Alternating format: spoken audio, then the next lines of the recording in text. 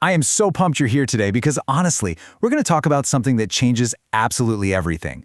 We are unlocking the cheat codes to the ultimate game, the game of money and building wealth. You know, if you've ever played a video game, you know that if you don't actually know the rules, your character is just going to get stuck on level 1 forever. Well, real life is kind of just like that. Everyone starts with 0 coins. But if you know the hidden mechanics, you can level up so fast. So grab your controllers, pay super close attention, and let's learn how to win this thing. Okay, let's take a quick look at today's level map. We'll start off by entering the game, then we're going to decode some big adult words, assets and liabilities, and turn those into power-ups and traps. Next, we'll uncover the real truth about debt, unlock your credit score superpower, and finally, we're going to build your ultimate multiplayer squad. All right, Section 1. Welcome to the money game. Let's learn the rules to level up. You see, the economy, which is just a fancy word for the way money moves around the world, it's basically just a giant multiplayer game. But here's the crazy part. Almost nobody ever teaches us the actual rules. And, well, if you don't know the rules, you literally can't win. So why do we need rules for money? Think about it like this. Making money by, doing chores or working a job, that's just how you play the level. But learning how to make your money grow and multiply while you're fast asleep, oh man, that is how you actually win the game.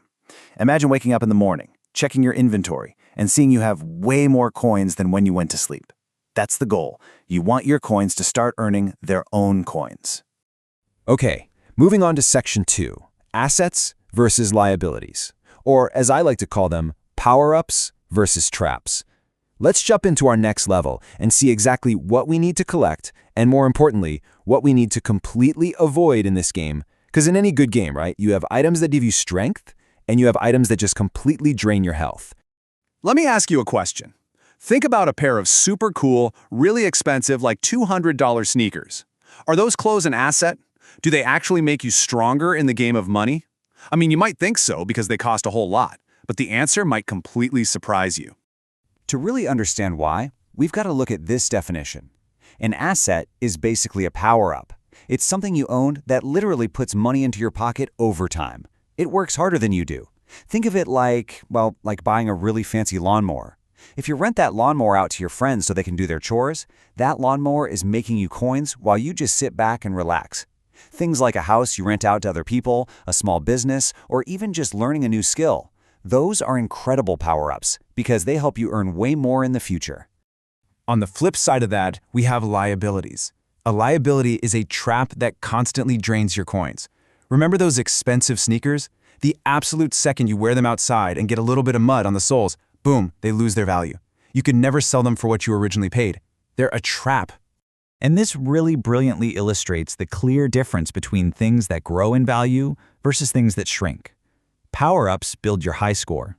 Traps, well, they keep your score stuck at 0. Your whole goal in the game of money is to collect as many power-ups as possible and completely dodge the traps. All right, Section 3, good debt and bad debt, or the butter knife rule.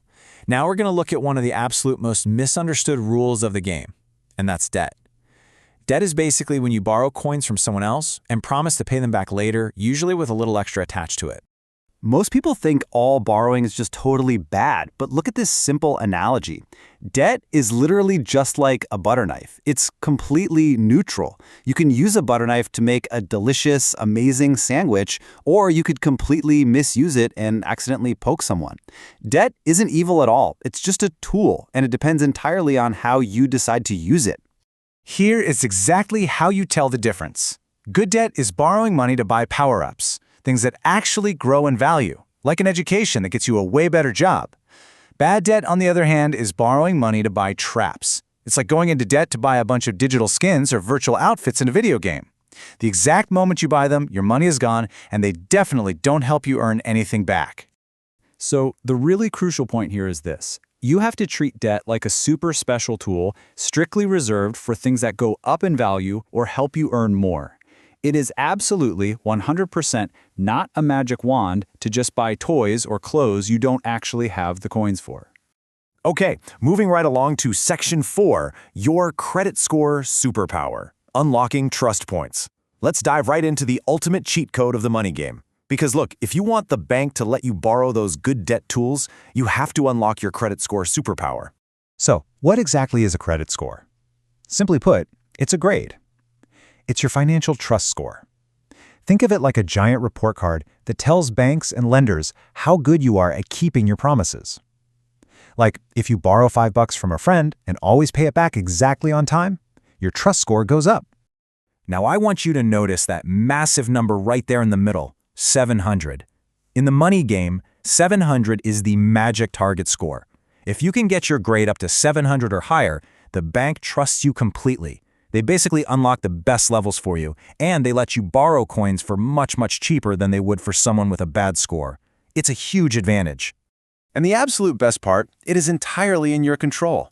You just have to treat it exactly like trying to get a high score. Step 1, pay your bills and keep your promises on time every single time.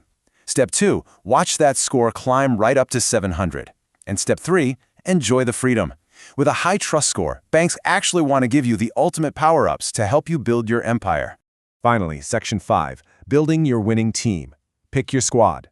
Now look, you can't beat a massive multiplayer game entirely on your own. To really win, let's look at the 3 types of players you absolutely need on your squad to build wealth. A winning team needs offense, defense, and support. First up, you have the hunter. They are the offense. Their superpower is finding the opportunity and bringing the coins in. But their weakness is they tend to take way too many risks. Second is the skinner. They're the defense. They protect the coins and lock them safely in the vault. But their weakness? They can be too scared to make a move. And finally, the cook. This is your healer or your support class. They make sure the team stays healthy, happy, and has all the energy they need. But sadly, they often get totally ignored or undervalued by the flashier players. Balance is absolutely everything. Just imagine a team where everyone just wants to be the hunter, right? Everyone is running around looking for coins, but nobody stays behind to guard the vault or actually cook the meals. The team completely falls apart. You need all 3 of these players to survive and thrive. So I really want you to think right now, which role are you naturally playing in your family or maybe with your friends? Are you the offensive hunter, the defensive skinner, or the supportive cook? And honestly, more importantly, who do you need to recruit to your team right now to cover your blind spots? As we wrap up this game guide, I want you to remember this golden rule. Rich people flex, wealthy people plan. Being loud, showing off your fancy sneakers and trying to look rich, that is a total trap.